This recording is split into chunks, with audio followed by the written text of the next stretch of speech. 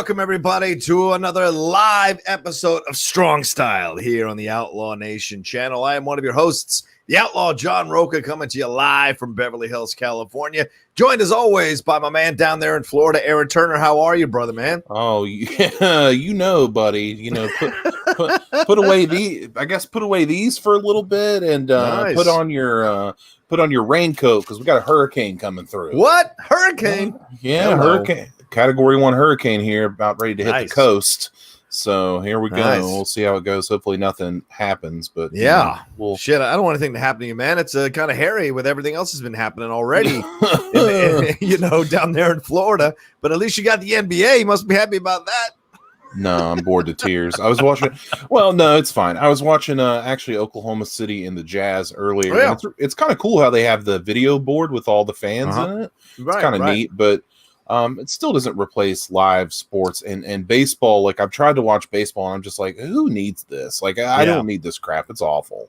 But the NBA, at least the NBA has like I know it's different because they have the bubble and they can do the stuff with the video board, which does definitely help the experience. Yeah, true, absolutely. But yeah, MLB, I can't watch it. It's so boring. I can't watch it. It's even more boring than normal. Well, I mean, I hear your point on there. I personally have been enjoying it because it's been nice to kind of get back to that feeling of sports going on. Now am I 100% happy that it's happening because people are contracting this thing? Of course, 16 Miami Marlins now, 5 or 6 St. Louis Cardinals got this thing. So am I happy about it? No. I know people are happy to have sports back, but I'm not necessarily happy to be supporting the fact that it is back because, I mean, we were comfortable watching so many of the wrestling events happening as well, Aaron, and seeing how they weren't wearing masks and then hearing about certain people contracting it and the irresponsibility of the WWE, all of that, which we'll address, I guess, in our first story. But all of that was making me kind of unsettled. So seeing it happen in the sports world now, even more so, bothers me. So I'm not celebrating that sports are back, but it was nice to kind of sit back last Saturday, take about 4 hours and watch a couple of ball games on the television. Yes, you say boring. I'm relaxing on a Saturday afternoon with the AC on my face. It's not a bad way to spend a Saturday. And it was nice to feel sports again. But of course, now it might be going away with all these cases going through. Fair enough. I'm always like the negative Nancy of the group. That's how it works. But I don't know. I don't feel it yet. I'm one of these people that's like, I don't need the NBA and I don't need the MLB this season. I don't need it at all. It doesn't do anything for me. And I feel bad for the players. I can't believe I'm saying this, but I feel bad for the players. They're going to play this bullcrap season and then turn right around and have to the NBA especially. Oh yeah, I feel like there's going to be so many teams that just tank to just get get me out of here. Like I don't want to play this anymore. Like get me out of here because they're going to restart the next season. What in January? Like oh my god! Come on, dude. They're talking about Christmas, restarting it over Christmas. It's madness. So that's certainly possible. Yeah, I agree with you. We talked to, before we jump into things, Aaron, this is kind of unprogrammed. We're going to get into the WWE's response to COVID, their backup plan that Vince McMahon revealed. We're going to get into Kairi Sane leaving the WWE officially, some beautiful tributes from the WWE, and certainly the stuff with her and Asuka was very sweet to see. We're going to get into Zack Ryder premiering at AEW under a different name, of course, and we're going to revisit Tully Blanchard versus Dusty Rhodes, the American Dream, at the Great American Bash in 1985 with Baby Doll on the line and the TV title as well at the time. An unsanctioned steel cage match between these two gentlemen there. We're going to get into all of that. Also maybe touch on Alexa Bliss and the Fiend Mandible Claw and Alexa Bliss and what that might mean with her situation going on. But we'd be remiss, Aaron, and I don't know if you know this, but we'd be remiss not to mention Roddy Piper's passing, the celebration of that yesterday. Well, you don't want to celebrate the passing, but certainly remembering Roddy Piper. He passed away yesterday, July 31st, a few years ago. Already people in the chat mentioning, Hot Rod and RIP Hot Rod. What is your feeling about Roddy Piper now with a little more years since he's passed on? When you think about Roddy Piper, what comes to mind for you, my man? Well, right now, I think, what a huge, unfortunately, what a huge hole that's left in the wrestling community. A teacher, somebody that would be very vital to the product today. Either any organization out there would be glad to have him. But I mean, when I was growing up, Roddy Piper was still part-time a wrestler, sometimes a commentator. Yeah. Sometimes he would do Piper's Pit. I remember the one that he did with, I was actually, me and my father-in-law were talking about this the other day. We were talking about the one he did with Morton Downey Jr. If you remember that, where Morton Downey Jr. kept blowing cigarette smoke in his face. And he said, Mr. Downey, you got to stop blowing the cigarette smoke in my face. And then Morton Downey did it again. And when he turned around, Roddy Piper had hidden a fire extinguisher and sprayed the fire extinguisher all in his face. And it was so good to see that. And of course, the coconut and all that kind of stuff. But I really remember him, from his match with Bret Hart at WrestleMania for the Intercontinental Championship. Oh, yeah. And how much respect that he had for Bret Hart and his family. He said, Bret Hart, I loves your family. I do a really bad Roddy Piper impression. But, I read his book, too, after he passed. I read his book that his family put out. And it's just, man, what a real family man. Like, just a guy that really, really loved his family and would work territories and work places just so he could be near his family, can get there really quick. There's this, the famous story where, Roddy Piper painted himself half black, which is, atrocious today by today's standards. But, he got ribbed on that because the solvent they were supposed to use to take it off, Andre the Giant, poured it down the drain and replaced it with water. So he couldn't get it off. So he had to fly home painted half black with a giant stuffed animal that he'd got for his daughter in an airport wearing a cowboy hat. It's just the craziest thing, but I mean, I'll never not love the hot rod. Yeah, I mean, that's a great story. And Andre, watching the documentaries and watching and hearing stories about him over the last few years, you find out that Andre could be quite a son of a bitch when he wanted to be, and quite a ball buster and a practical joker for sure. And who's going to tell Andre to stop doing things, right? I remember telling him, we talked about how a Savage wanted to come in and discuss their match. Savage was notorious for spending hours discussing a match with a wrestler, and Andre sat on his notes and basically ushered him out of the room. But for me, Roddy Piper is such an integral part of what I grew up with, Aaron, being a little bit older than you, having grown up with Roddy being the main heel in the WWE for such a long time. No one really surpassed Roddy in his ability. Mr. Wonderful could come close.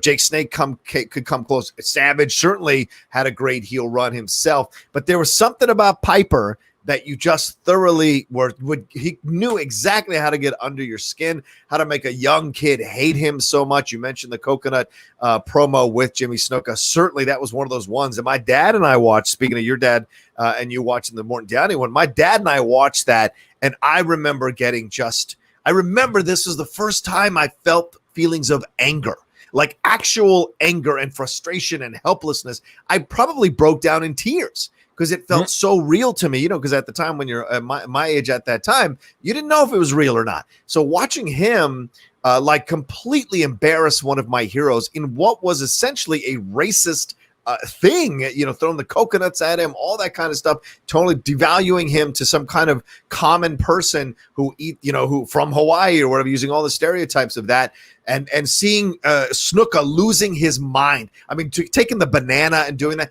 you could never get away with that now. But at the time, it was one of my first memories of sensing anger against racism, or what I saw to be racism and injustice towards a hero, because Snuka was a hero of mine at the time. Of course, obviously now, in retrospect, Dark Side of the Ring, all of that, maybe not so much, but certainly at the time, he was. And I remember Piper staying in my mind.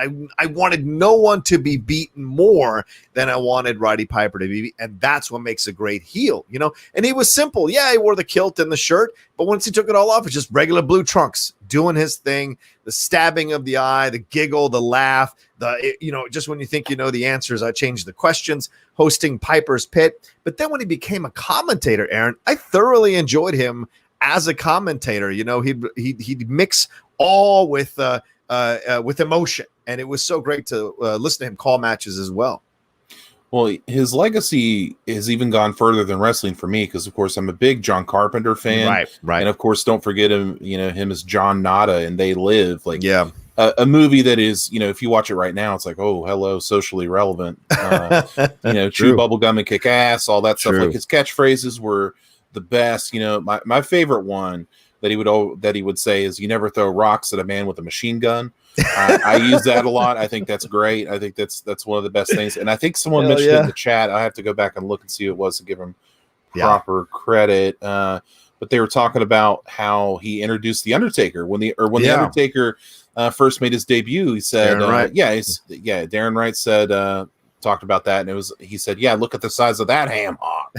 So I mean, I always remember that. So yeah, Roddy Piper was I never knew him as the villain from like the first WrestleManias and stuff like that. Right. Which he was with Mr. T. Like him and Mr. T had a big rivalry. Yeah.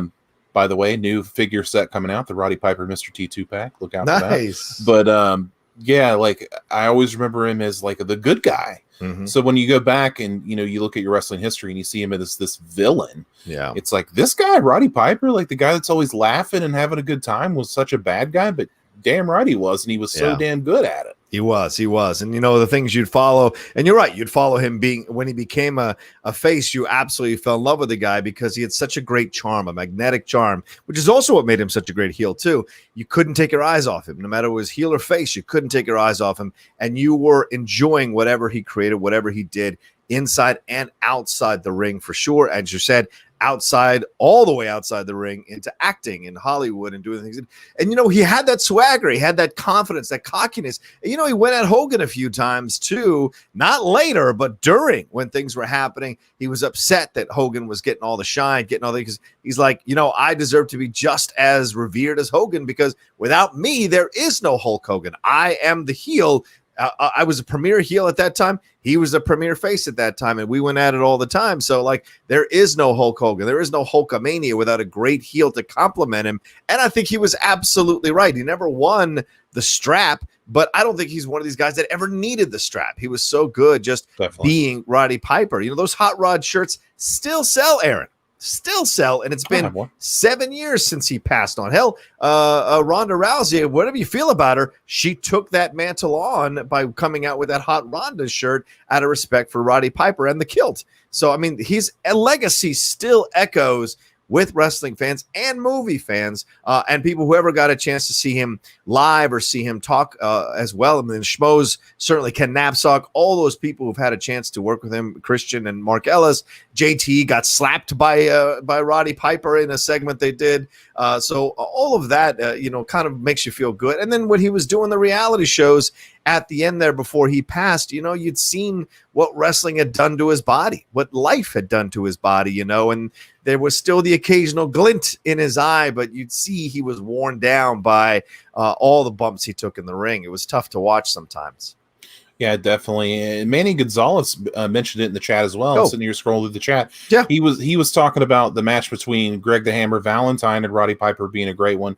For sure, it's a dog collar match. These two had a hell of a rivalry. Yeah, and they would, I believe, Piper, if I'm not mistaken, lost partial hearing because of the chain, because they used a real chain, and because that's what they did back in the day. Those days, yeah. Greg the Hammer Valentine and Roddy Piper in a dog collar match. Check that out if you haven't. But yeah. I mean, Roddy Piper is one of those people that's going to be long remembered. And once I get my my housing situation all settled out, I actually bought a Roddy Piper poster that's going to go probably right behind me. So yeah. The hot rod is always in my mind somewhere. Well, I mean, Entertainment Weekly called him a cult icon for what he did in They Live, and he's been a part of so many things. He appeared as himself in the Saints Row 4 video game, which I think my friend Steve Jaros, who I befriended doing a podcast a couple of years ago, he's a big wrestling guy. I think he put Piper in there because I think he wrote Saints Row 4 and wanted to have Piper be involved in it. So, I mean, the tentacles for him in the business are long. People want and loved working with him. And it's been 7 years since he passed, but we'd be remiss not to mention him on this live show as we go forward. So R.I.P. Roddy, thank you for all the incredible entertainment. And we're still all going back and revisiting your work both behind the mic and on the screen and in the ring, for sure. And just when you think you have the answers, he'll change the questions. I mean, real quick, the Hogan WrestleMania 3 thing, in no way does it work without Piper doing those pits with Andre and Hogan, right? I mean, yeah, of course. I mean, the trophy, all of that sequence, him going, oh, it's a bigger trophy, him totally goading the situation. And then when he comes out and Andre challenges him, Roddy stepped back and whoa, like that was so great to sell the moment. And then when Andre's ripped the shirt off him and the chain, the cross, the gold cross off, and Hogan is bleeding from his chest, and he's like, you're bleeding. You're like, he's just so living the moment. And that's a damn good actor and a damn good like promoter of a storyline, and you have to respect that for Roddy, for sure, man. That's for sure. All right, there we go. Let's move on to our main shows. And remember, we have the Streamlabs and Super Chats open. You know, it's a Saturday, a live edition of the show. We need your support of the Outlaw Nation to keep the lights on, keep the shows going. So anything you can send in, we'd really appreciate it. Kind of appreciation for all the work we're doing here and all the work we're doing on this show today. So any questions you want to ask, any comments you want to make, send them in through Streamlabs and Super Chats. The Streamlabs address is right above Aaron there. Just put a /tip after John Rocha says, and you'll go right there. Send in some stuff. I'd prefer the Streamlabs because Super Chats take 33%, but if you can only send in Super Chats, then feel free to do so. All right, Aaron, let's jump into this thing. What's our first story, my man? Well, I want to talk real quick before we get into the story. I know we're kind of going off kilter, but it's Saturday. Who gives a shit? So we're having fun. Oh, sorry, Aunt Jan. My Aunt Jan now listens to the show. Sorry about that. Hi, Aunt Jan. Sorry about that. I'm sorry about your nephew there. I downloaded on her Apple or her phone and everything. I showed her what Apple Podcast was. I got her to subscribe to the Outlaw Nation Network. She's going to download and watch this episode or listen to it or one of the two. So I apologize for that. But sorry about that. But so I wanted to talk about the Fiend Bray Wyatt last night on SmackDown. Oh, yeah. We don't really get to talk about SmackDown a lot because we record on Fridays, and just honestly, it's not been the best lately. But for some reason, last night SmackDown put on a pretty good show. That's what I hear. Yeah. And then at the end last night, so we had, I don't know if you saw it, but this is how it spilled out. Nikki Cross and Alexa Bliss have been doing this thing where they're going to break up, which makes me sad because I like them as a team. Yeah. But so Bayley, it was Bayley versus Nikki Cross for the women's championship. Bayley wins clean. There was really no tomfoolery there. She just won. And then Alexa Bliss comes down to help Nikki Cross up and all that kind of stuff. And Nikki Cross pushes her down. Whoa. And Alexa's sitting there in the ring just like all sad. And then they're like, okay, well, SmackDown's going off the air with that. But nope, we got time left, so something's going to happen. And the lights slowly go out. And you're like, wait a minute. This is going to be the Fiend. And then the Fiend showed up in the ring, and he's just looking at her, and you're like, what is this? Because if you remember that, if you watch Extreme Rules and you saw that swamp match or whatever, she was in it. She was in it taunting Braun Strowman. So you're like, okay, is this continuing that storyline, or what is that about? And then he picked up his glove, and you're like, he's not gonna do the thing. And then he put the mandible claw on her to end the show, and I was like, whoa! So it was a crazy ending, but I mean, what a visual to see the Fiend Bray Wyatt, of course, who's like over like Rover now, doing the mandible claw to Alexa Bliss. Like, did you see this? Like, I did not see this. Oh, you didn't see this? Oh my god, you gotta see this. Yeah, okay, all right, I'll have to take a look and maybe take a chance to watch it. It's shocking. It's very shocking to watch because, of course, you hate the male on female violence. Why wouldn't you hate that? But for this purpose, it worked out so well. It felt like a horror movie. It felt like exactly what the Fiend is supposed to do. Okay, and I saw a lot of people saying that maybe Nikki Cross would align with the Fiend, and we would get like crazy Nikki Cross back. I'm like, that could be pretty fun. So it just kind of depends. We could align Alexa with Braun Strowman. So I think that would be really fun. So they got a lot going on here on SmackDown, and they've actually been pushing to talk about something else they've been doing. Yeah. They've been pushing Big E out of not like out of the New Day, but like Kofi's been kind of hurt, and Xavier Woods is still hurt.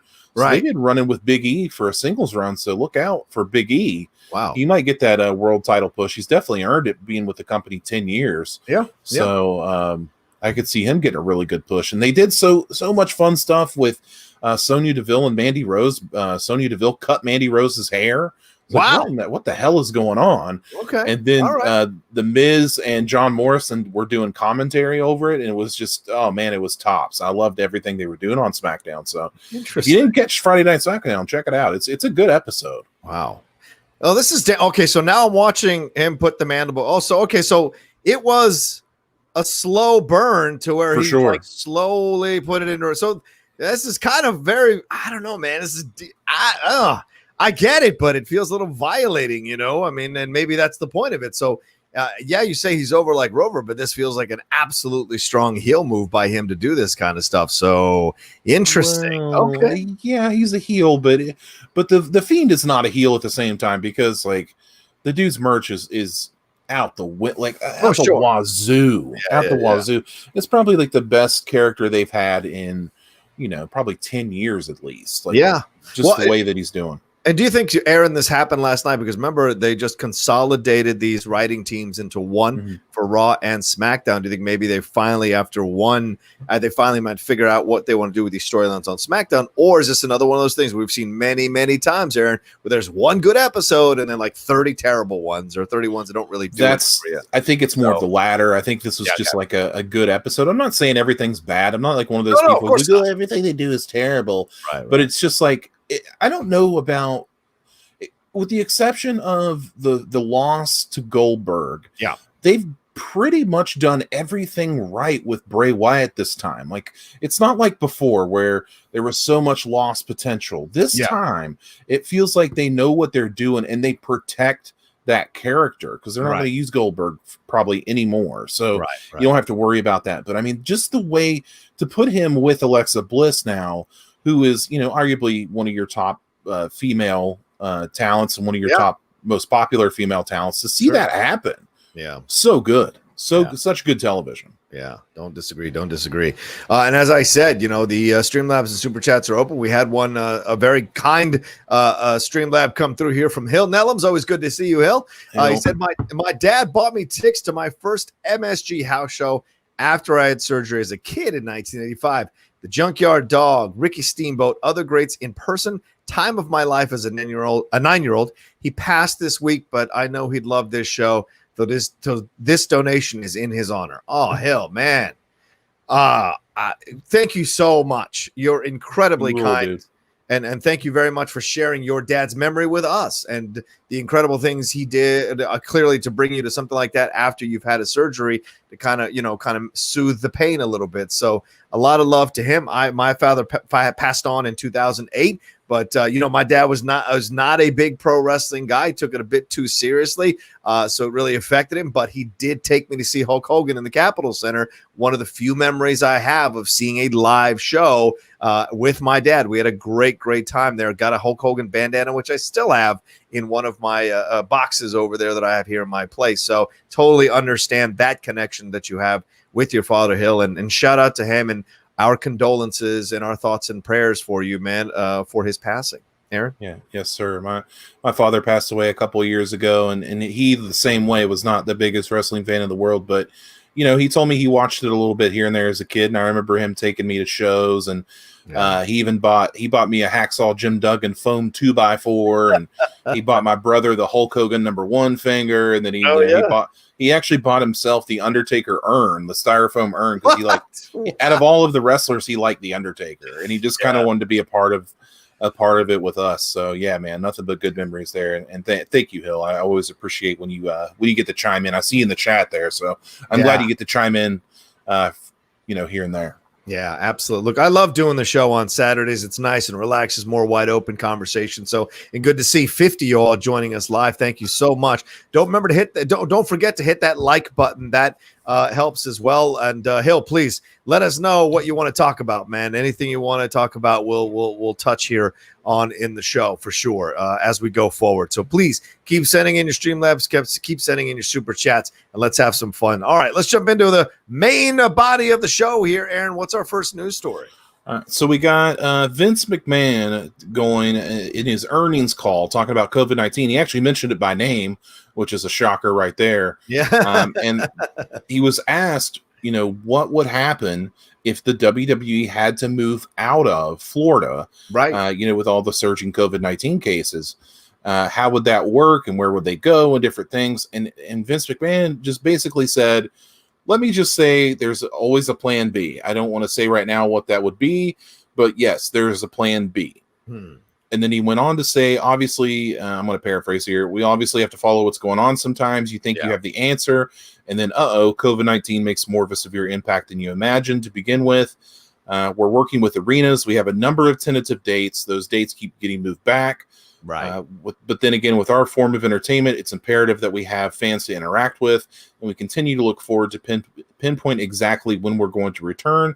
It's a whole different atmosphere that it has been in the past, and we will capitalize on it. So there you have Vince McMahon right there saying, we'll capitalize on any fan. Please give us fans. Please give us fans for that. But, there was also a rumor going around that he wanted to do SummerSlam on like a battleship or a boat. And it was like, what the fuck is he talking about? Sorry, Aunt Jan, but like, what the hell is he talking about? No, but Dana, I'm sorry, Aunt Jan, again, but Dana White is doing these battles on a fight island, Aaron, so why wouldn't he consider doing it on a boat? It's not like he hasn't done it. Remember, you said talking about Lex Luger, Yokozuna. That was on a ship. That was on a battleship. Come on.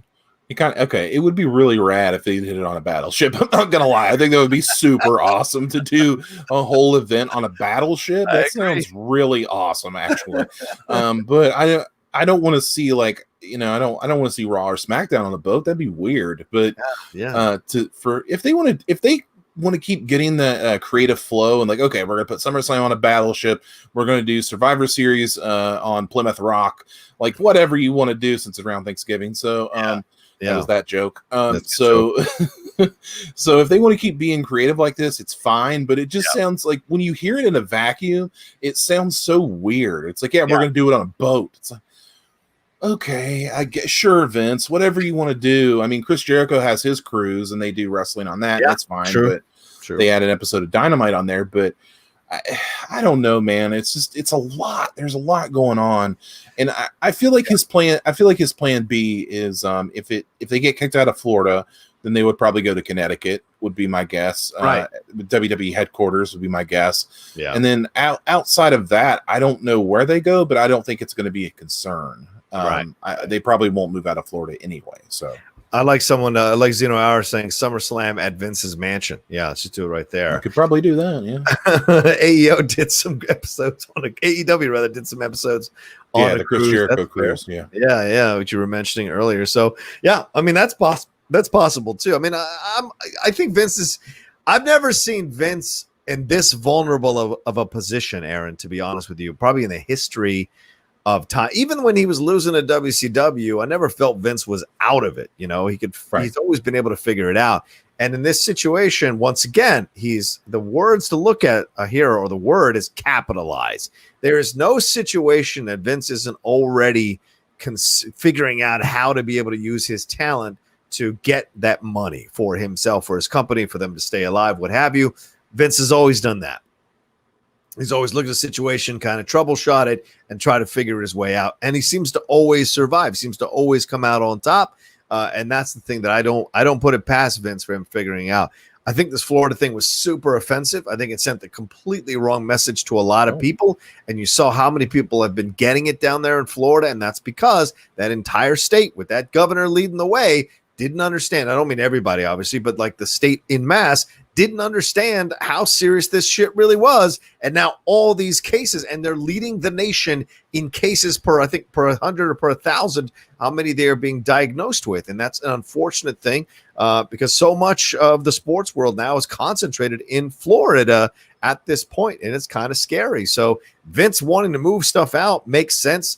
The plan B, does he have a plan B? I don't know, but it's certainly trying to inspire confidence in the investors and the people who bought stocks in WWE that he's got an alternate plan, but who knows how effective that alternate plan will be. And if it does get put into motion, if it'll even be good or good for the wrestlers or give the right image off, or will it sink the WWE even further? I mean, Rollins is running out of breath trying to defend what's happening in the WWE right now in every interview. And it's like, no matter what he says, it has no effect. It has absolutely no effect. People feel strongly about what they're watching on television and how desperate they feel the WWE is, which is why this SmackDown show was like all over the internet, because finally one good show happened, Yeah, Seth Rollins, the ultimate company man for sure. But yeah, Vince, the way this has all gone down has been so weird. Like, I don't know if it's the USA Network. I'm sure Fox is putting the pressure on them to produce content, like produce new content. We need live shows. We need different shows every week. Like, don't just show your archive. But once again, I'm on the fence of I don't need NBA basketball. I don't need MLB baseball this year. I'm fine with it. We can take a year off. We can save players for a year. It's totally fine. I hate for people to lose any job and stuff like that. I hate that. That's not good for anybody. Yeah. But wrestling's another luxury that we don't need. And even as a fan that I've been for 29 years of watching wrestling, I understand that it is a luxury that I do not need. In the way that this has all gone down, just even furthers all that. Like, I know that wrestling is a luxury. I love that it's on. I love that people can see it.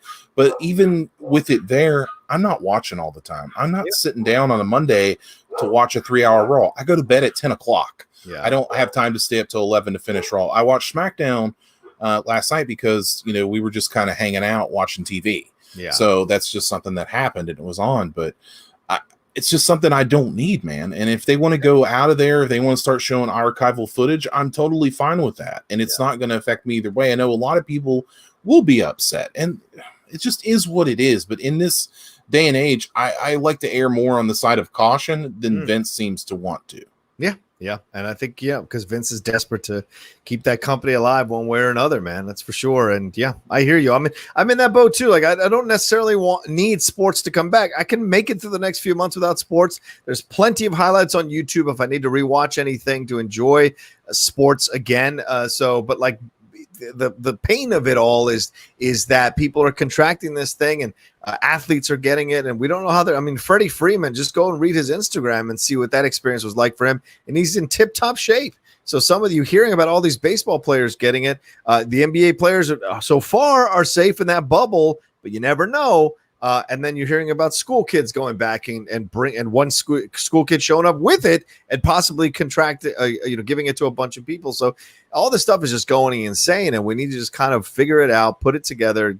Everybody kind of go back, stop trying to make the world keep going in the way that it was before, except that we have to make a little bit of change right now so that we can get our world back by the end of the year. So I know it's crazy, but they're pushing it. They're pushing it down there in Florida and trying to make it happen. And I don't know what the option is here.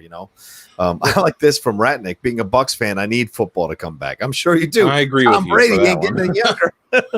I feel like the NFL, and I could be completely wrong, but I feel like the NFL is going to be a lot like WWE and just be like, listen, I don't care what's out there. We're going to play. And I don't give a crap about it.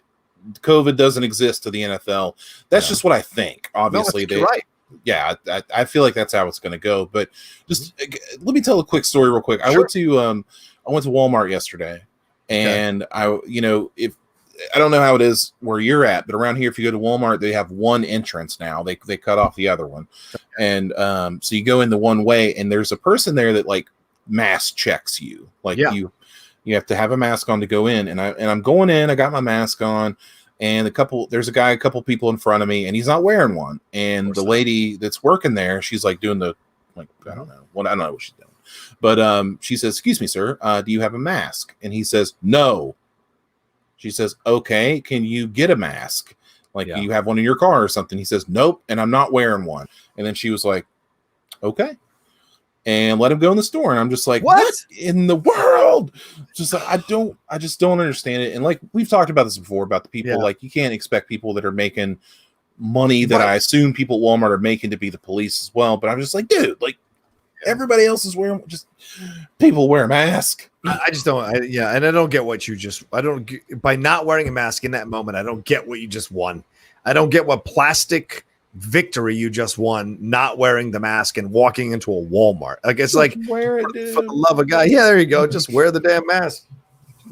Just wear it. You got them. I got them. You can get them anywhere. Like, there's no excuse for it anymore. It's not that hard. I got one. Oh, you got it. Oh, wow. I got one that covers over. It's That's awesome. There there are masks you can get, ladies and gentlemen. It's not a big deal. So speaking of which, if I had to do a mask endorsement, I prefer the neck gaiter that you just had. I prefer that to the mask. I agree. If I had to be, I feel like if you have breathing problems in a mask, which screw you, you liar. Yeah, it's liar. But the neck gaiter, very, very much. It smashes your nose a little bit, but I feel like it's more comfortable and people can understand you better. Just saying, if you don't want a mask, go get a neck gaiter. It's fine. Absolutely. I wore it. I wore it for the match last night. So absolutely, cool. Right on. Definitely wore it. But yeah, I agree with you 1,000%. And we'll see what his plan B is if he has to put it in motion. Vince is never without options, that's for sure. And talent is willing to do whatever he puts on the table because talent is making money off of what he does. And you talk about the NFL. I mean, you're right. I think you're absolutely right. I think that's why we've started to see players opting out of the season. Patrick Chung over there for the New England Patriots, and today Matt Stafford got diagnosed with COVID, the quarterback of the Lions. So he is now in quarantine, and apparently there have been 10 other Lions or 8 other Lions who've gotten it. So this is not going to go anywhere. And if Tom Brady gets it, the world's going to end. Well, Tom Brady will have the blood that will save us all, I'm sure. That's right. He'll get it, but he'll have the blood that'll save us all because that's how Tom Brady rolls. God damn it. Tom Brady saves us. We won't hear the end of it. That's for sure. All right. What's our next? Back to the wrestling podcast. Well, we got one. John Doe says, "Hi, is this working?" Yes, John, it is. You sent in. Thank you very much for that Streamlab. A quick one you sent in there. Appreciate it. So it is working. Keep sending in and send in your super chats as well, people. All right. What do you got there next, Aaron?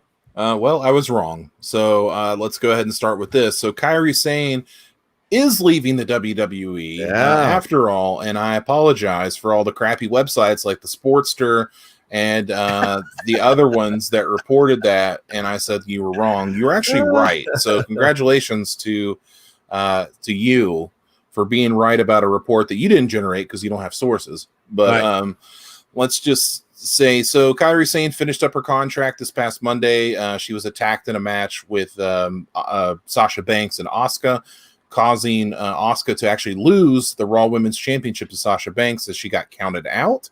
Yeah. Which that's interesting, but okay. And WWE, if you leave it on good terms with WWE, they'll treat you right. Yeah. In the sense that Kairi Sane had this wonderful, wonderful, wonderful like farewell video where it was her and Asuka and it was her and Io Shirai, and it like showed her journey through the WWE and things that she was doing. And I tell you, man, like I'm sitting here watching this and like I'm like getting kind of teary-eyed about it. I'm like, I have no ties to this person.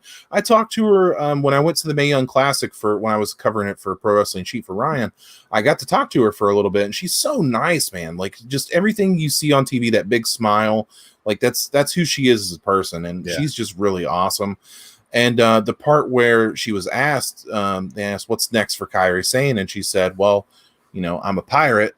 Right, so I'm off to the next voyage, and whatever that voyage may be. And it's just, I don't know, man. Like every time I hear Kairi Sane being talked about, or I see her on TV, she just warms my heart. I don't know, it's just me, but I'm really, really sad to see her go. But if she's going back to be with her husband and start a family and all that stuff, I mean, more power to you. You only get one life, man. So live it how you want to live it. So. I appreciate everything that she did, and I hope to see her maybe one time in the ring again, maybe as an ambassador, maybe just show up every once in a while. But everything that she gave us, appreciated 100%. Yeah, 1,000. I mean, like through NXT up into the main roster, the tag team situation that she got into with Asuka, all of it, she made it all work. She made the heel stuff work. She made the face stuff work. It all worked. And you're right. The way she ended is like, I'm a pirate, so next adventure, and she's off. That's such a great way to stay on brand, but also feel like you're connecting with the fans with a comment like that. So a great situation for her to handle it in that way as she moves on. And you're right, Aaron, maybe she's going to have kids, but also, look at the WWE right now. Would you want to stick around necessarily even for the money they're offering and be missing your husband and missing your family back home for the storylines they've been promoting? Now, that being said, they weren't bad storylines for Kairi Sane, but everything around it maybe not as strong as you were hoping for. And so I'm sure it's more than just wanting to go home. I think if she was in a better situation, or she felt she was in a really great situation, maybe overall, she might have stuck around for a little bit longer. But her going this way means that she can come back anytime if it works out for them to bring her back. And this is one of those rare moments in wrestling with Vince and with the WWE where a wrestler gets to leave and it leaves on their terms, and they do a good promotion that she's leaving or they're leaving, and then the door is still open for them to come back. Lord knows Vince has brought back people he's fought with, so he'll certainly bring back people who he has ended amicably with their time at the company. So I don't think it's the last we've seen of Kairi Sane in the WWE, but certainly for now, she's going off to figure out what she's going to do next for her life. And if it is having a baby a la Becky Lynch, then so be it. And I think that's going to start to happen more and more, Aaron, the idea that there are female wrestlers who are lifers, I think that's going to start to go away a bit more. And you'll start to see people who come in, do great work, then as women understand their clock is ticking and they want to have children, go and have children, and then maybe come back and wrestle after that. We'll see. Well, the median age right now in the WWE women is right prime age for children, so it wouldn't surprise me if a lot more of them start doing it. And by all means, I mean, you only have so much time, you only have so many so many years you can do that kind of stuff. So right. You could be seeing it a lot more, and I think the stigma of that is gone. I think when Becky Lynch did it, I think a lot of people looked at that. I'm sure I don't know, I'm not female, but I'm sure that this happened. Yeah. And I'm sure that a lot of female competitors were like, hey, if Becky Lynch can do it and leave all these millions behind to do it, I mean, then I'm good to do it. If she's going to do that, then I can have the confidence to do that too. Yeah. And that's great. I mean, the more the merrier. Please live your life the way you want to live it, and don't feel confined to make me happy or make you happy or make the fans happy. You know what I mean? Right. It's totally fine. So bon voyage, Kairi Sane. People will miss her for sure. All right. Let me see if I've got any Streamlabs that have come through. Yes, John Doe said, so 2 questions regarding the Fiend. 1, do you think it's a good look for a man attacking a woman, considering last month the world of wrestling was trending because of the treatment of women in the wrestling industry? Now, this is a fair point. I like this point that John Doe brings up. I had the same feeling, especially because the way this went down, he slowly moved his hand around and slowly, essentially, entered her body with his fingers. And so I know you can go, oh, he's making a big, no, I'm just saying. I'm listening. I'm thinking. Yeah, the optics of it is not necessarily great. Now, Alexa Bliss, she's very in control of what happens to her and doesn't after. She's spoken about, kind of the body shaming stuff. She's spoken about the stuff that she's endured at times from fans, or who can be a bit too familiar or say some inappropriate things to her. So her subjecting herself to this storyline is her free will, right? Her wanting to do this, or her being okay with this. We did see a storyline. Remember when she was half naked and the guy stormed in? A lot of people were upset about that. But she said, I chose to do it. They asked me about it. I wanted to do it. I was in control of it. So hopefully this is a part of it as well that she's going to, and I'm sure Bray Wyatt is one of those people that's going to willfully do something like this that would put Alexa in a bad situation or make her feel uncomfortable necessarily. So maybe this is a way to promote Alexa further into the storylines and maybe even turn her heel or back to being a heel again and mess with Nikki Cross in that way. And she joins like the Fiend's crew, or she becomes a Fiendess, or maybe she's Sister Abigail in some form. I don't know. But I was uncomfortable with it as well. But I also know that Alexa is very in control of how she's presented on the show. Aaron? Yeah, to me it was very horror film. I'll just keep pointing to that. It's very it's almost like the Bray Wyatt Mandible claw is almost like a knife, and she's the babysitter. You know what I'm saying? Kind of like that. And to be honest with you, now that I look back at it, it's actually kind of sexual too. Now that I'm looking at it, yeah, you're right about that. It is very, very much just like a stab in the horror, like a man stabbing a woman in a horror movie. It's very sexual in that way, right. And that's its intended purpose. So I don't. Now that I'm thinking about what you said and the way that John Doe presented this, I'm like, wait a minute, this is not good, is it? This is bad. But I think in this particular case, jury's still out. Yeah. Let's see where they go with it, and then maybe Alexa comes back around and I don't know, kicks him in the balls or something and Maybe. goes with Braun Strowman. I don't know how this is going to work out, but yeah, it was definitely a striking visual, and I think sometimes WWE does stuff, of course, to get people talking because you want those trending numbers and stuff like that. So maybe it was just one of those like, we're going to go for it, and we'll just see what happens. But yeah. So good point by John Doe, though. Good point. Yeah, absolutely. And that's the thing that I was like concerned about, because I'm like, well, what does this lead to, right? And yeah, someone put the Brazzers logo on the picture to kind of reinforce the fact that it feels a little, pornographic in that way. So I don't know. People are doing a lot on the internet for this. Some people are upset about it. Some people are not upset about it. So I think we're making too big of a deal, or some people are making too big of a deal rather. So I don't know. Other people are upset, saying you're a weak ass for having an issue with it, and of course those people are going to come forward and do that kind of stuff. So they're calling us weak asses. Yeah. Well, on the Twitter, some people are calling people weak asses who have a problem with it or bringing up the sexual connotation of it all. But I think that's part of the discussion. I think that's there for a reason. Yeah.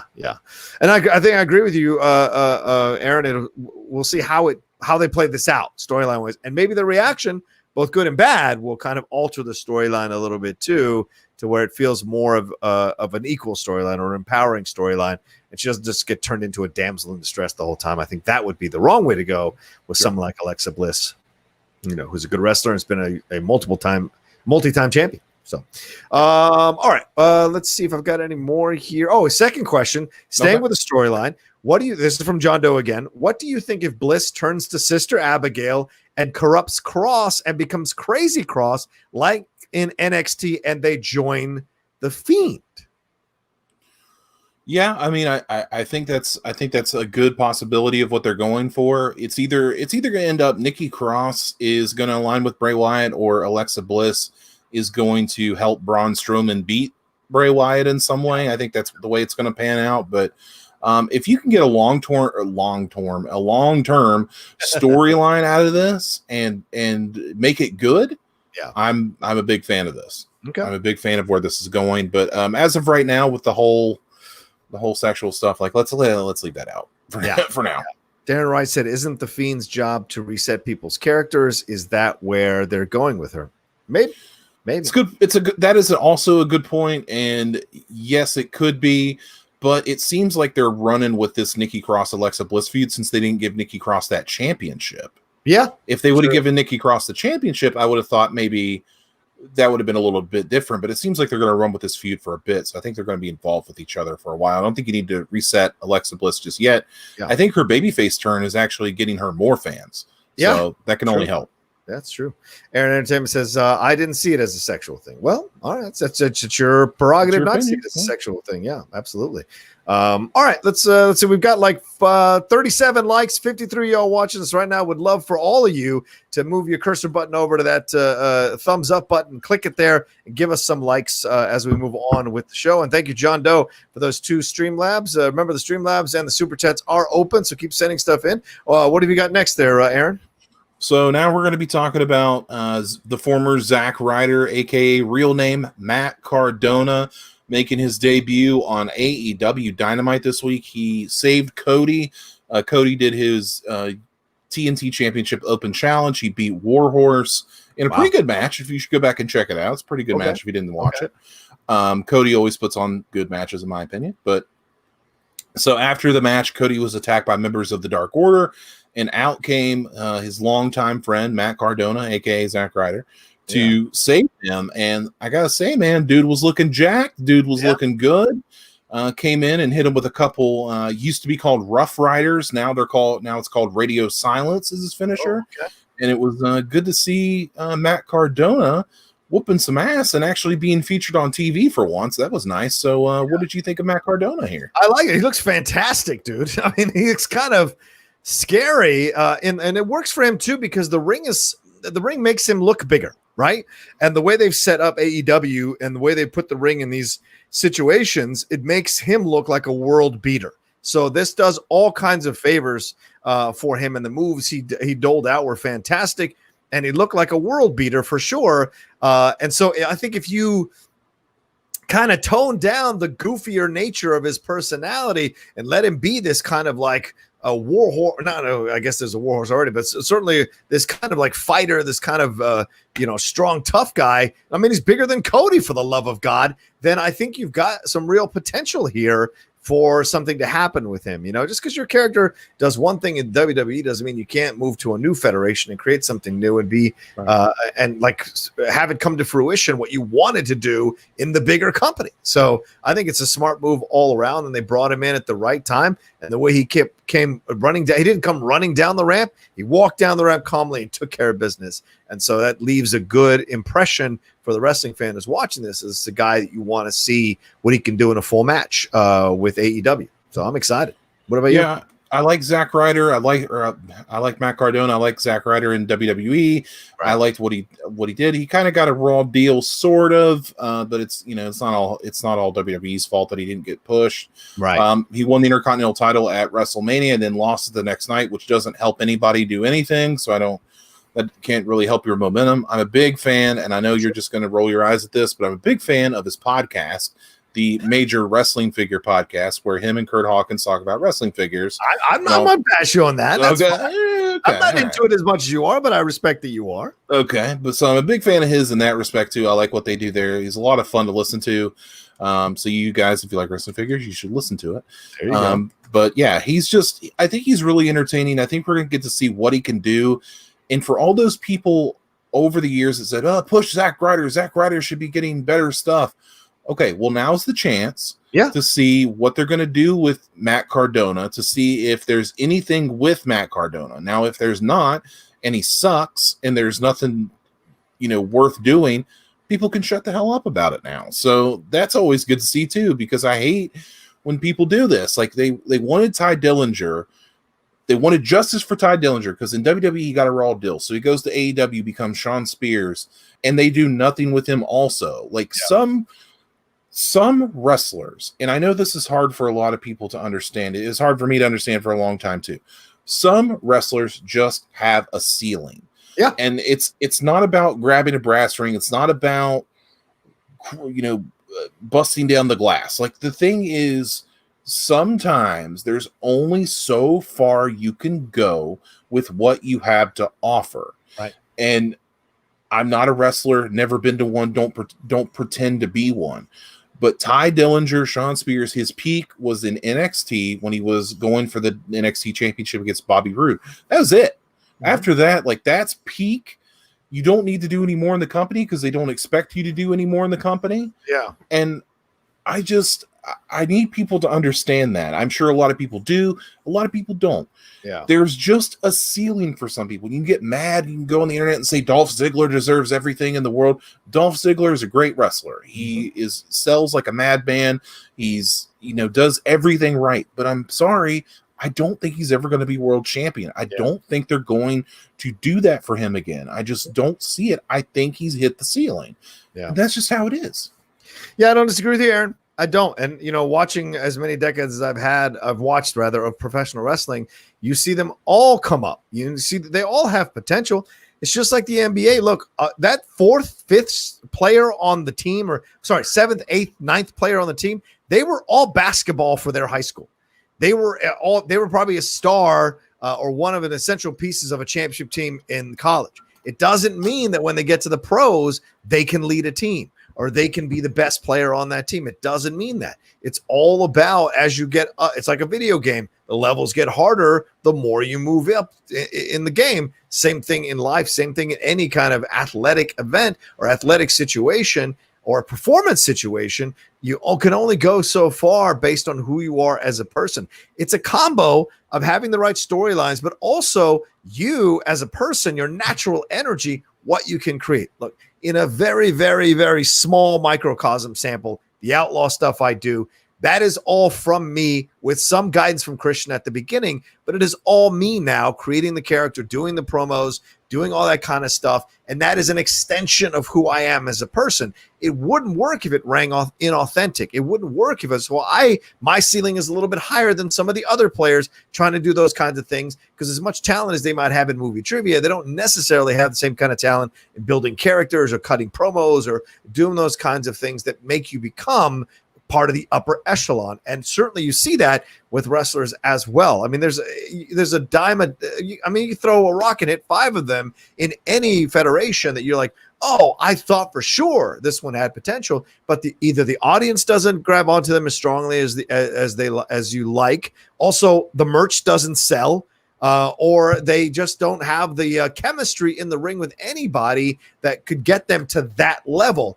Becky Lynch is the exception. Everyone thought she was a good wrestler, but they thought she was kind of timid and wasn't strong. The other 3 were overshadowing her big time. Then they got that axe. They turned her heel, and just the way she took the ball and ran with it, that's a rarity. That's not the standard case. Most of those mid-carders stay mid-carders for a reason. It's just they just don't get over as strongly because maybe in their own natural personality, they don't have that extra thing that you can't quantify, but you know it when you see it to get them to that next level.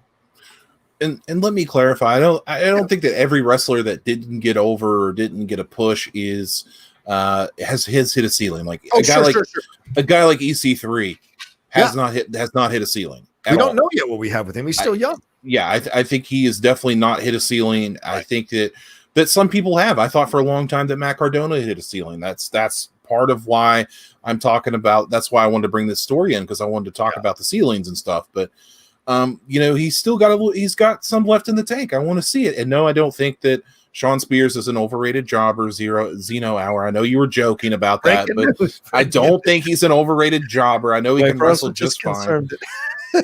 Damn it. Okay. Damn it, Ryan. So I just, not everybody that hasn't hit that top mark not everybody that hasn't got a push or that isn't in a top spot has hit the ceiling. There's just some people that are just never going to get there. Yeah.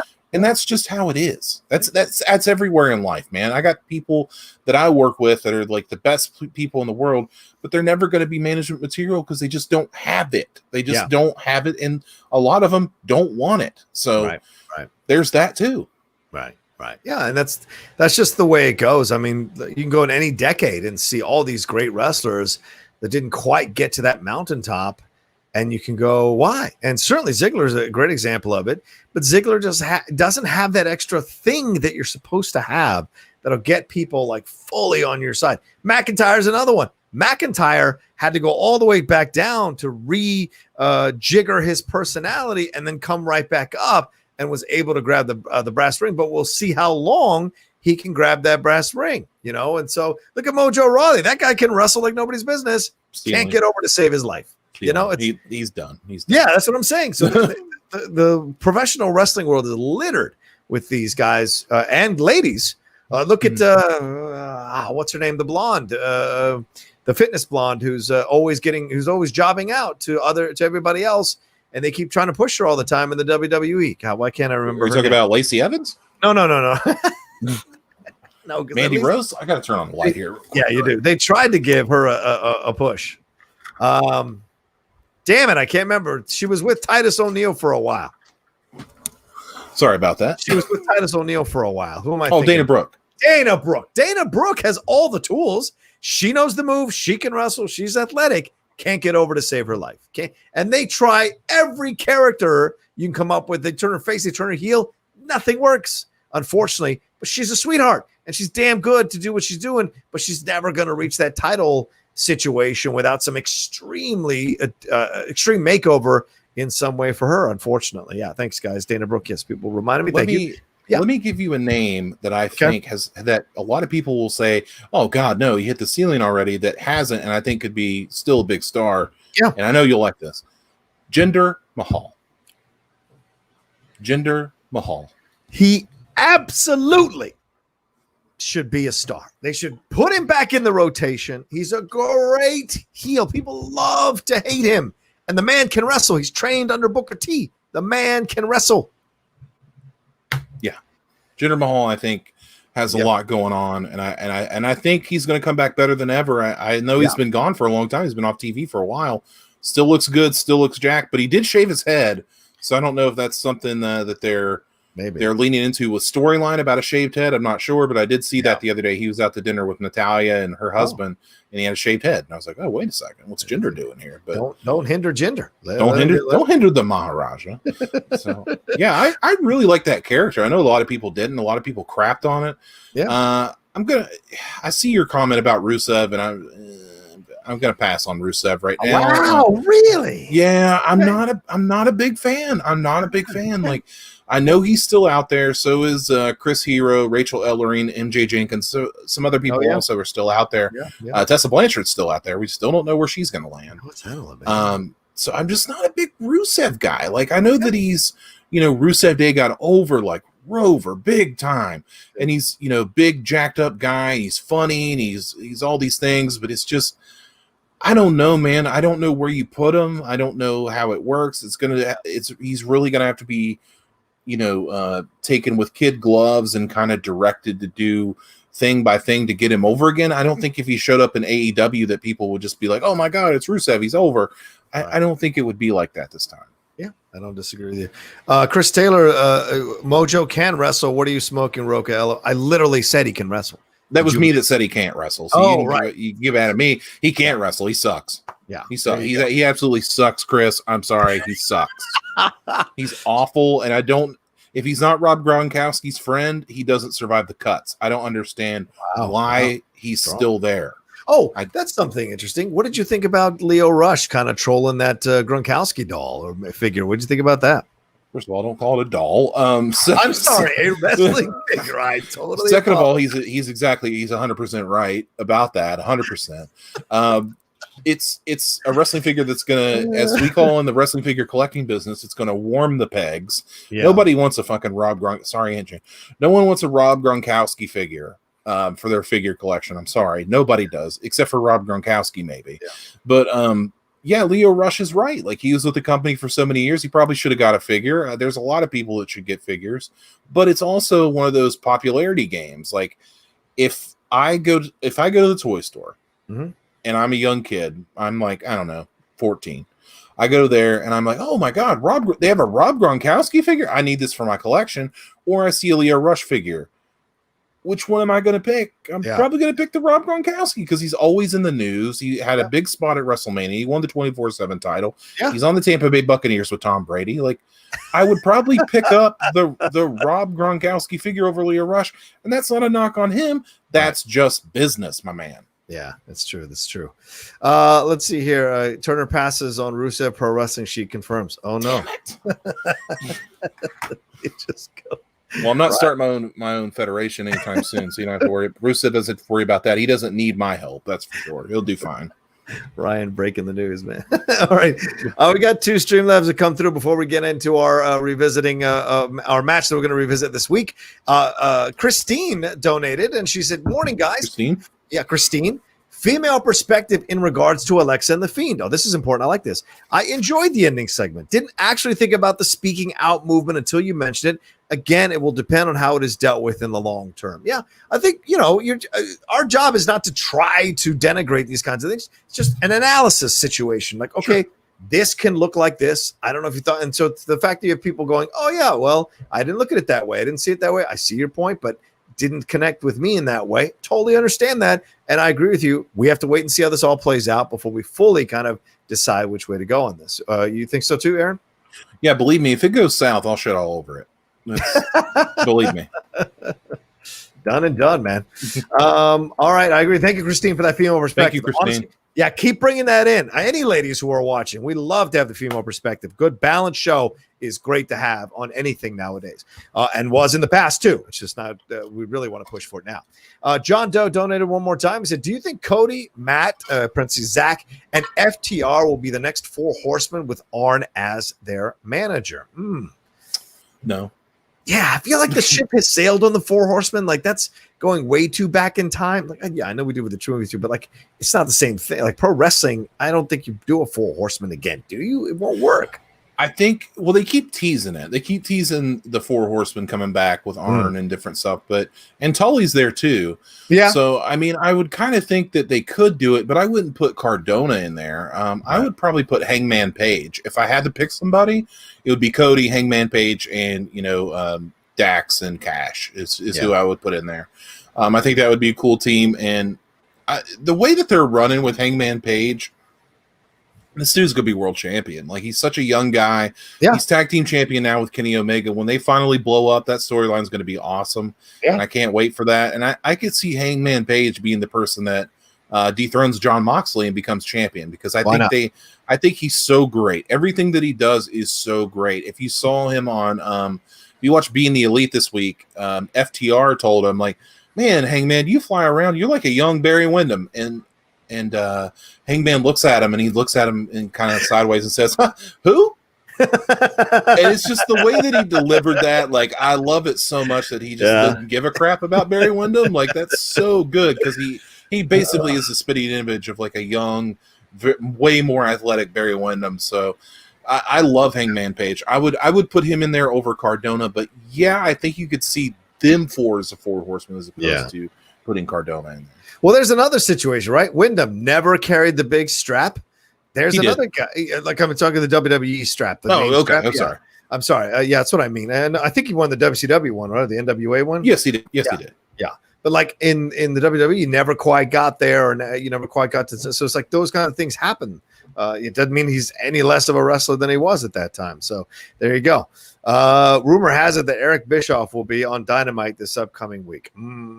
I would be very surprised if that happened. Screw Eric Bischoff. There you go. Next question. This just in, breaking news: Aaron Turner off of Bischoff. All right. I don't love Eric Bischoff either. I'm sorry. No, that's fair. I think he's a weasel. I just think. All right. Let's move on to our final story here, Aaron. Let's get into our match of the week. Have a little fun talking about this one. Yes, this is the match of the week. Dusty Rhodes versus Tully Blanchard in a steel cage match for the NWA Television Championship from Great American Bash 1985. And apparently, according to John Rocha, this is not on the WWE Network, folks. Couldn't find it. I watched this on my Dusty Rhodes DVD that I have. So it's one of the featured matches on my Dusty Rhodes DVD. Nice. And I actually, you can find it on Facebook, I think is the link that you sent me. You can find it on the NWA page on Facebook. I'll put it in the comments after this episode. I'll find the link that you gave me, and I'll put it in there. It's a 16-minute video. It's not very long. It's not a very long match. No. But I don't have a lot of background to go in, because their story didn't really hit until later, and I'll talk about that for sure. But this was the first Great American Bash in 1985. It's worth noting. The event was held outside at the American Legion Memorial Stadium in Charlotte, North Carolina. It's still there. And the stipulation was if Dusty won, he would, of course, get the television title, but he would also get Tully Blanchard's valet baby doll for 30 days, which, whatever that means, is really gross, in my opinion. I don't know what that means. Like, does she get to be his maid? Does he get to do whatever he wants? What does that mean? Actually get her for 30 days. But yes, the storyline was that he was going to teach her how to be, quote unquote, a real lady. Because when Baby Doll came into the league, and some people may not remember this because it's a little bit ways back, she was billed as Andrea the Giant because she was such a tall. She kind of like is the precursor to what you see now with Rhea Ripley, what you saw with Shayna Baszler. She was one of these not necessarily feminine, overtly classic feminine type female wrestlers. She came in, she was destroying people, she was going at it with men, she did her own thing, and she trained to be a wrestler. She wanted to be a wrestler. When she heard that Gonzalez was coming through way back when, what's his name? Gio, the guy that did the Dark Side of the Ring with Gino Hernandez. Yeah, Gino Hernandez. But Gino Hernandez was coming through. He heard, because her parents were kind of wrestling fans, that he needed a valet. She called up the booker for that federation and talked him into giving her a shot to be his valet at a sold-out event. So she kind of pushed for what she wanted to get done here. And from there, once they liked her at that federation, she started training to become a wrestler, and even tried out for the WWE, but didn't get selected. But became a valet for quite some time. Got involved with a wrestler herself, which kind of decided what happened with her career, but we'll get into that. But she was definitely a strong woman, completely on her own physically. But yes, this was this side. But she was very much wearing a punk rock haircut, wearing the heavy metal shirts, wearing the hot pink or the leopard cheetah onesies or whatever they wear, whatever those things are called, the leggings, whatever those are called. And when Dusty won, which we'll talk about, he got her for 30 days. So yeah, still gross. It's fair, not totally fair. It's not unlike Jimmy Garvin and Precious in World Class. So kind of like that dynamic. But the first thing I noticed about this match, first of all, there's no commentary, which is very interesting to kind of see how that goes. The commentary comes later. Jim Ross comes in later, but I don't know if you saw this, but I think we were 2 minutes in, and Dusty gets thrown into the cage and he bladed immediately. Like he did. And you could see it. The cage, and when he came down, he's like, yeah, absolutely, yeah. That was the first thing I realized. Like Dusty seriously bladed 2 minutes in. And interesting fun fact: Tully Blanchard used to hide his blade in his mouth. Wow. He used to hide it underneath his tongue. Yes, and like everybody has the place where they hide their blades. It's no secret anymore. You know, you could talk about that on Dark Side of the Ring too. Yep. But people used to hide it in their wrist tape. They would hide it in their boot. They would hide it like if they had a headband, they would tape it to their headband. But Tully Blanchard kept it in his mouth. Like that was always crazy to me. And this match is a very slow burn match. It's just a brawl. It's more or less a brawl. Tully Blanchard gets thrown into the cage. He blades. And they're both sitting here beating each other up all bloody and stuff. And at one point, Dusty Rhodes puts Tully Blanchard in a figure four. And there's a rope break. And I was watching it. I was like, hey, wait a second. Like, we're in a damn steel cage. And we're doing a rope break? Like, isn't the whole point to not do that? Like the point is like this is so bad. This has gotten so bad that we have to finish this feud in a cage, and we're given rope breaks. Like what's the deal? And this is a weird match itself, Aaron, because it's in a steel cage outside like this. This doesn't look like a very well put together event in my opinion. The NWA looks like someone's mom sewed it up this morning. That morning of the event. I'm just saying what I saw. And you can tell these guys that ring is not a forgiving ring when they were taking those bumps. Pretty hard stuff. And also, this was a non-sanctioned title match. And I was reading it. I was watching it on Facebook, and in the comments section, someone said, "How can it be a non-sanctioned title match where the title can actually change hands?" And one of the gentlemen was one of the rules writers for NWA at the time. Oh, wow. He chimed in and said, well, since I wrote these rules, I was like, oh, shit. Sorry, Aunt Jen. And he said that they said non-sanctioned just meant that NWA was not responsible for any injury that happened during the match, but a title could still change hands. And apparently a woman could as well. So this is what the situation was going in. So it was all still a legal match with title being completely legal. It just wasn't sanctioned necessarily. So that made it an interesting situation because they were throwing the referee all around as well, Aaron. Both of them were taking their turns, knocking that poor guy down. And by the end, he kept saying to them, take it easy. By the end, it looked like he had actually twisted his ankle in the ring. He was hobbling around himself, the referee. I don't know if that was part of the storyline or to make it, make more drama, but it looked real to me. So I would buy it considering how much he was getting thrown around the ring by both of these guys. Well, another crazy thing that happened was Dusty going to the top doing an elbow, which I didn't see coming. I got to be honest with you, I'd never seen this match before today. So Dusty goes to the top to do an elbow and then eats it. And I was like, my God. Oh, yeah. And Dusty was looking trim, man. This wasn't like the big, super overweight Dusty that we're used to. Yeah, he hit him with that right off the bat, too. He hit him with a bionic elbow. I was like, I thought that was his finish. But anyway, this match just goes on and on into a brawl until, Baby Doll gets involved. Yeah. And I think, though I didn't look it up, I think she handed him a coal miner's glove. Now, somebody out there may need to confirm that for me, but if you're familiar with the coal miner's glove, break it down here. It's so stupid. It's the dumbest shit ever.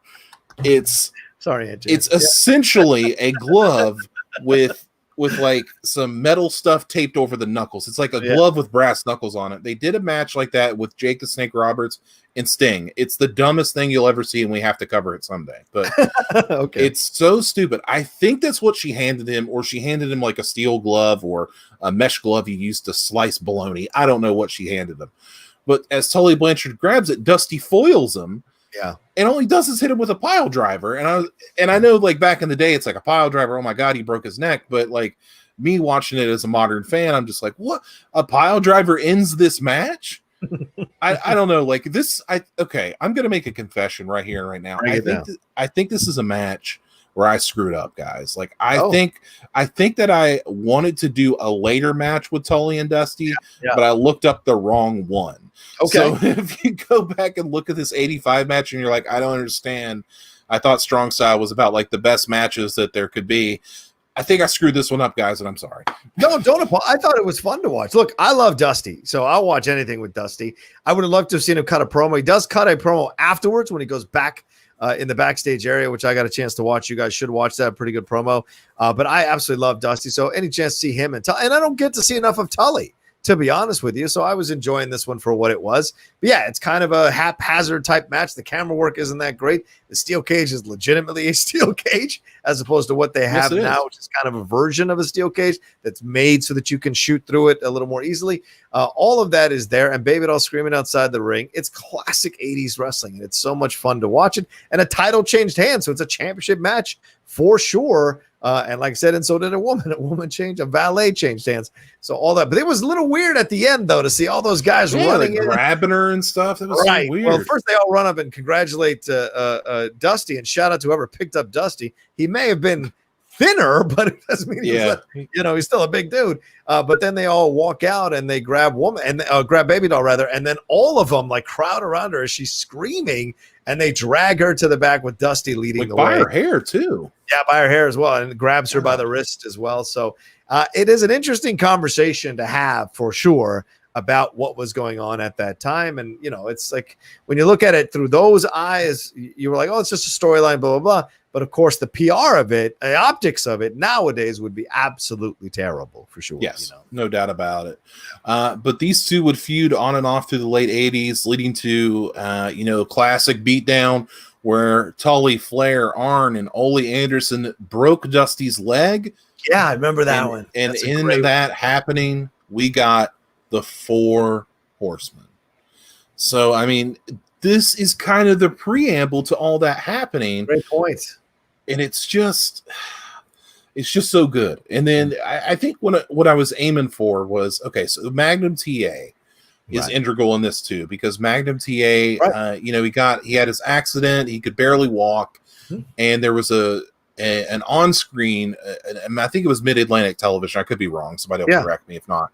Where Magnum, he couldn't walk. Like, he could barely walk. He had to walk with a cane, but he would carry a baseball bat to the ring because the heels would try to beat him up. But anyway. Right. So Tully goes out there with J.J. Dillon and punches Magnum and knocks him on the ground. Yeah. But but you could see J.J. Dillon like slowly carrying him to the ground. And then Dusty comes out and starts whooping on Tully with a baseball bat. Mm-hmm. And was really throwing some heavy shots in there, so much so that people that were in the TV studio called the police. Wow. Because they thought that Dusty was going to actually kill Tully Blanchard with the baseball bat. I love it. That's when you know you've done the right job. Which furthered that feud. And I mean, it's just the beginning of the Four Horsemen, which is so good and so integral to wrestling history that I think that's what I was going for. And I just I fell short. It's a good match. You should definitely watch it for sure. You should watch every match that we have on here, but it's so good to see the genesis of the Four Horsemen there too. Yeah, and it's so many interesting pieces to this that are still connective tissues. Baby Doll marries Sam Houston, that wrestler, and that ends up becoming something that she kind of goes from federation to federation because some people were upset about her marrying him. Jim Cornette was pissed off about it. Later on, Cornette and her have some match called Battle of the Sexes way later in her career. So Baby Doll's still a part of this thing. You mentioned Magnum TA. Magnum TA is Tessa Blanchard's stepfather. Yeah. So that's part of this whole thing as well. Tully fighting in this match. So all of this is such an interesting wrestling world that still has strings connected to our stuff now in 2020. Tully working over there at AEW.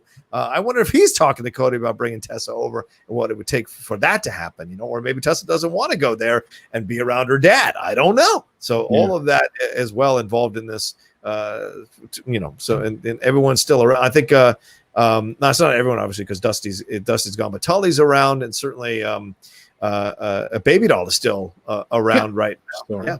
She just recently got married in 2017. She lives in North Carolina. After she was done with wrestling, she worked a number of jobs, including baggage handling, cable installation, and the manufacture of apparel for wrestlers. And then 13 years at the Walmart. Imagine telling Baby Doll you don't want to wear a mask when you walk in. She'll knock your ass out, I imagine. Claw your eyes out. But yeah, like you said, Dusty passed away June 11th, 2015. And Tully's still doing it, manages Sean Spears in AEW. We talked about Sean Spears earlier, where apparently I buried him.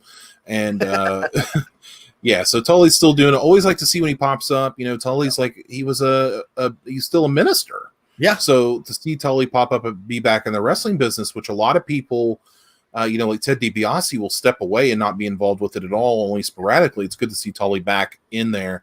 And I just hope they do more with him. In AEW, they have the opportunity to do that. Maybe with the COVID, they're not trying to do that. I don't know, but he's still on TV, and I'd like to see more of him. Yeah, true. Very true. Very true. All right. Well, that was fun. A lot of fun revisiting that one, Aaron. I know you don't beat yourself up on it at all, man. It's good. Someone said, okay, all right, good. Someone said, I have to mix the matches once in a while from great matches to what the F is this match. So there you go. Speaking of that, should we talk about the Strong Style slate for August? Talk about August. Bring it on, man. Okay, so this is really the SummerSlam Strong Style slate. Try to say that 5 times fast for August. They're all SummerSlam matches. I know, like we do a lot of WWE, so get over it. But this is all. I could have done an all Bret Hart month because he's so good. He's Mr. SummerSlam, but I didn't do it to you all. I know. I only stuck with one match, but we do have some wrestlers making their first appearances. So let's talk about them. Let's talk about that. So the first match that we have on the slate is Bret Hart. Yes, Bret Hart's coming back versus his own brother, Owen Hart. Wow. In a steel cage match from SummerSlam 1994 for the WWF Championship. The blue cage makes its debut on Strong Style, as does Owen Hart, his first match that we're talking about on Strong Style right here, SummerSlam 94. There you go. There it is. That's the first logo for it. All right. What have you got next? People have requested it. There it is. The next one we're going to talk about is Brock Lesnar, also making his first Strong Style appearance, versus CM Punk from SummerSlam 2013. This is where Paul Heyman turned on CM Punk and went with Brock Lesnar instead, went back to his old client, Brock Lesnar, screwed over CM Punk in what is a really good match considering the size difference between the two. Cannot wait to talk about that. Yeah, it's going to be a fun one for sure. And what's the next one we're going to talk about here, Aaron? So this one will make you very happy, Rocha, I know. We're going to talk about The Rock, the People's Champion, versus a guy making his first appearance on the show, and I cannot believe it. Yeah. Triple H. What's that all about, Aaron? I don't know. We're talking about their classic Intercontinental title ladder match from SummerSlam 1998. This is a good match. Yes, it is. Peak Attitude Era right here. Yeah. These two at the top of their game, fighting for the Intercontinental Championship, even though that title's ugly. We're still fighting for what a great match it was, and I cannot wait to talk about that. And then this is the main event. This could kill the show. This one could break the show, Aaron. Go ahead. There could be anger long between us for years over this match. SummerSlam 2005. The Heartbreak Kid Shawn Michaels, the Immortal Hulk Hogan. God, it's gonna be a watch along, brother. It's gonna be in there, dude. We're gonna talk about it because this is such a point of contention for you and I that are on both sides of the fence here. I'm on the Michael side, you're on the Hogan side. Yeah. SummerSlam '05 as a watch along, and something tells me it's going to be the most entertaining watch along that we've ever done. I'm just saying. Aunt Jan, do not listen to that watch along. There will be a lot of cuss words coming out of my mouth. I'll tell you that right now, because I absolutely hate what HBK did in this match. It was disgraceful, and I will always take it as a black mark against my man HBK. But it'll be fun to watch it and revisit it. And we've circled this one for ourselves for quite some time, man. So it's going to be fun. It's 15 year anniversary of this, my man. Wow. So it's time. It's time. Yeah. I think we talked about it. We tried to do it once in the past. It didn't really work out the way we wanted it to, but we're doing it the right way this time. So that is your SummerSlam strong style slate. So now you've got plenty of time to go back and watch these matches, whether it be on the network or some other nefarious means. I'm not judging you. It's fine. And to watch these matches and come talk about them with us. You can throw in your Streamlabs. So you got questions. You can do all that kind of stuff. And I want to talk about it with you guys because that's what we do here. That's right. Well said, my man. Well said. All right. Well, there we go. That should get you all super excited about what we got coming up here on Strong Style. This show keeps going.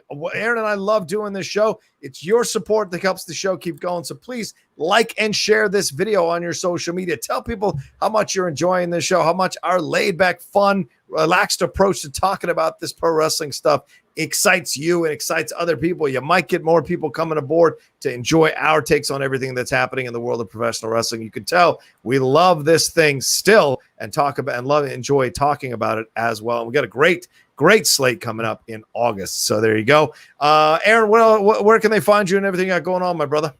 You can find me on Twitter at only Aaron Turner. Find me there, and we'll talk wrestling. There you go.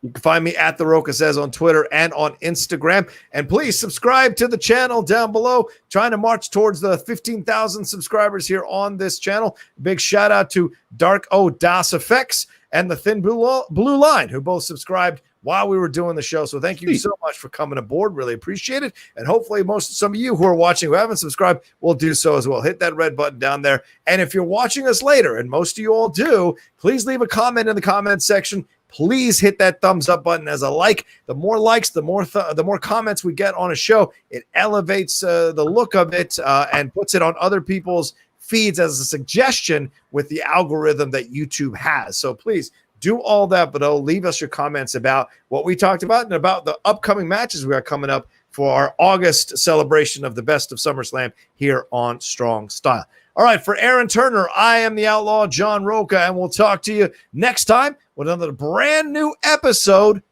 of Strong Style. Wear a mask. Wash your hands. Yeah, wear your mask, for God's sake.